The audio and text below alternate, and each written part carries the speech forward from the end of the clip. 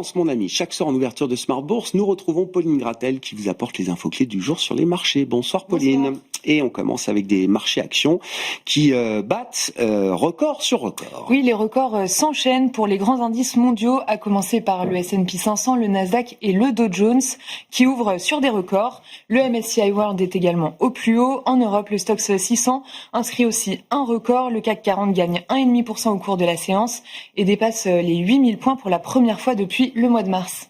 Et puis le mouvement haussier s'est également matérialisé ce matin en Asie. Oui, et d'ailleurs, le Hang Seng à Hong Kong est au plus haut depuis un an et l'indice Kospi sud-coréen a inscrit un record historique. Les marchés asiatiques sont portés par la thématique IA. Deux géants sud-coréens des semi-conducteurs, Samsung et SK Hynix, s'associent à OpenAI pour participer au projet Stargate. Le projet Stargate qui avait été annoncé par Donald Trump au début de sa mandature en janvier dernier. Oui, les deux entreprises vont fournir OpenAI en puces qui seront destinées au centre de données du projet Stargate, un projet qui se chiffre à environ 500 milliards de dollars d'investissement. Dans le sillage de ces annonces, les valeurs de la tech sont en hausse. En France, STMicroelectronics gagne 2%, Soitec 5%, ASML et ASMI à Amsterdam grimpent de 5 et 6%. Dans les autres valeurs dont les parcours sont remarquables aujourd'hui, Stellantis est en tête du CAC 40. Le titre s'envole de 10% au cours de la séance après avoir fait état d'une remontée de ses ventes aux États-Unis de 6% au troisième trimestre sur un an.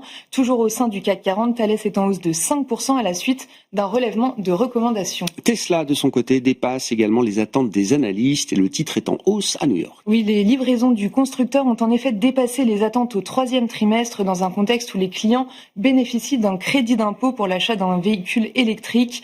Par ailleurs, Elon Musk devient la première personne à atteindre 500 milliards de dollars de fortune.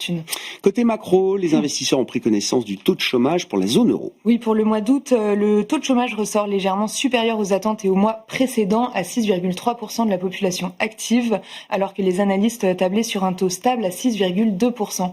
Quels sont les mouvements observés aujourd'hui sur les marchés obligataires, Pauline ? Aux États-Unis, le rendement à 10 ans évolue autour de 4,10%. En Europe, le rendement allemand de même échéance évolue autour de 2,70%.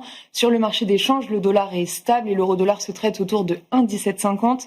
À noter, l'or est toujours au plus haut. Quel sera le programme de demain à l'agenda des marchés pour les investisseurs ? Les investisseurs prendront connaissance de l'ISM Service américain de septembre. En zone euro, on regardera également le PMI Service de septembre ainsi que les prix à la production industrielle du mois d'août. Concernant le rapport sur l'emploi américain qui aurait dû être publié, il est à ce stade reporté sine die. Tendance, mon ami, chaque soir en ouverture de Smart Bourse, les infos clés du jour sur les marchés avec Pauline Gratel.